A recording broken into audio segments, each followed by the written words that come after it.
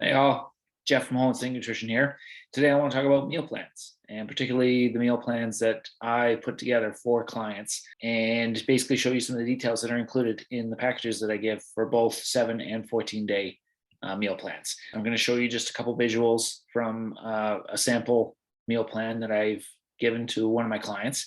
And it'll give you a good impression of what I include. So the way I start out is I kind of started out as if it was a regular nutrition consulting session. I send out an intake form, and that gives me an idea of an individual's preference as far as what kind of foods they like, what kind of foods they don't like, any kind of deficiencies or conditions they may be suffering from. Some people may be looking to aid their digestion, maybe going through IBS. So I might go through a certain low FODMAP meal plan for them. Some want to start a fitness nutrition eating regimen, and some just simply just need help with a meal plan. We are all so busy these days, and it's totally understandable. So it can be a good freer of time for some people.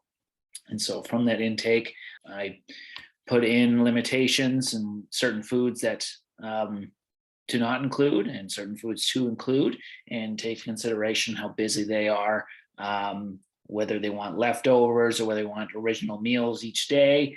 There's many considerations taken in this package that I give. So it's quite personalized. So let's get right into it. Let's have a look at the package here. All right, you should see it here. Okay, so the first thing I'm going to show you is basically the 1 week template that shows all the meals that are included in this one package. They are laid out as per 7 days, so there would be 2 if you asked for a 2-week meal plan. So they only show for 7 days at a time. These are all blocked out because I don't have copyrights to the photos. They're not my photos. So I've blocked them out just for this presentation. But normally you would see nice photos in each of these blocks showing which meals are at what times on which days. And then this is just nutrition facts. As you can see, I try to avoid showing calorie counts and all that. I try to avoid pushing for a client to do that. There are specific cases, particularly weight loss, that some would be interested in that, and that's fine. Even again, some people who are looking for like fitness nutrition, sports nutrition, that are looking to switch up their fat mass and protein or muscle mass.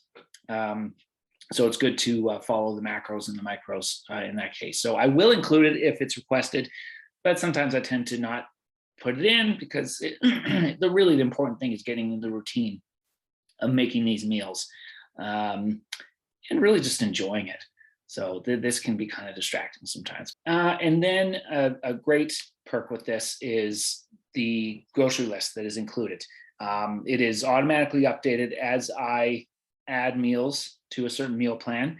It takes consideration certain serving amounts. So in the intake form, the individual can request for meals for only themselves, or they can request for them and their partner, or them and entire family, really.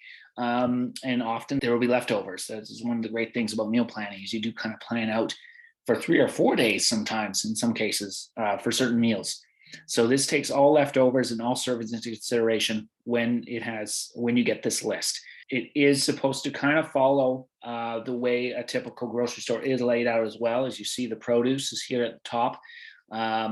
And that is usually the first thing you walk into in most grocery stores. And then these are just individual recipes. Of course, the individual recipes are included in this package. Again, with the photos, you get a nice photo at the top. It includes everything that is normally included in a recipe, the amount of servings. 5 minutes says here, this is for a smoothie. So usually this time includes prep and cooking times. And with a smoothie, it doesn't take very long. So that's why it's 5 minutes. Obviously the ingredients, nutrition, more specific nutrition facts for this one recipe. You get the directions here. Everything is all laid out very cleanly. The notes, what those usually cover is often alternative foods. If you don't have a certain ingredient, there are replacement suggestions. Like for this, there's no zucchini, so you can use cauliflower or avocado instead in the smoothie. But it also includes alternatives for oils. And even if for some reason you wanted to switch a meat containing recipe for a vegan option, that is always helpful as well. And then this is probably my favorite part of the whole package is prep schedule. And the prep schedule, again, just like the grocery list, it gets made up as we go, and it considers everything from freezing, thawing, prepping certain meals for the next day, when to prep them, and where to store meals when you cook them. It basically goes point by point each day. Here you see day 2, day 3, day 4, and they're always for all the days. You'll be reminded to thaw certain meats, to freeze certain meats, and to pack certain meals if you're on the go. That is so common amongst basically all of us these days. We're often on the go. So it kind of helps organize basically the takeaway meals for each day. So this is such a big help. It's so simplified. It can be helpful no matter, how experienced you are in the kitchen, how much of a chef you are. It just takes that load out of your head, and someone else can figure that out. Someone else will be me. I should emphasize that it doesn't really stop at 14 days. I can make 3-week, maybe even 4-week plans if you wish. So that is doable as well. And that can really help for longer term restrictive eating. If you're trying to figure out maybe a low FODMAP or a GAPS diet for digestion, those often have to be stretched out for longer periods of time. If you only have those meals for 1 week, it's not going to help your digestion in the long run. As I say to a lot of clients, nutrition is more of a marathon than it is a sprint. So often like 3 or 4 weeks are necessary for some individuals.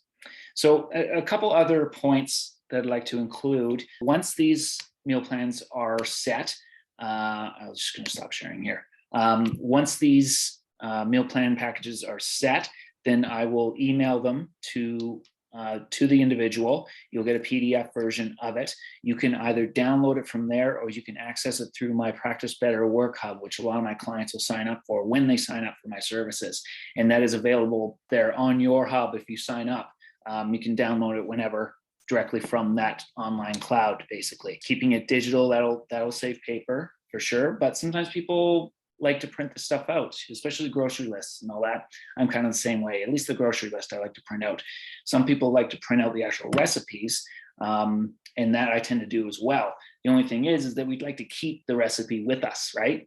And we like to keep it right by a cutting board, or right by a saucepan, right by a blender or food processor. And when you do that, there's a likelihood for lots of spitting, spilling, and you get your recipe dirty. So sometimes if people print it out, I will suggest try laminating it. If you know that it's a recipe you're going to use over and over again, save reprinting it over and over again and laminate them. And sometimes you just put them on a hook and stick them on the fridge or something with a magnet or a suction cup.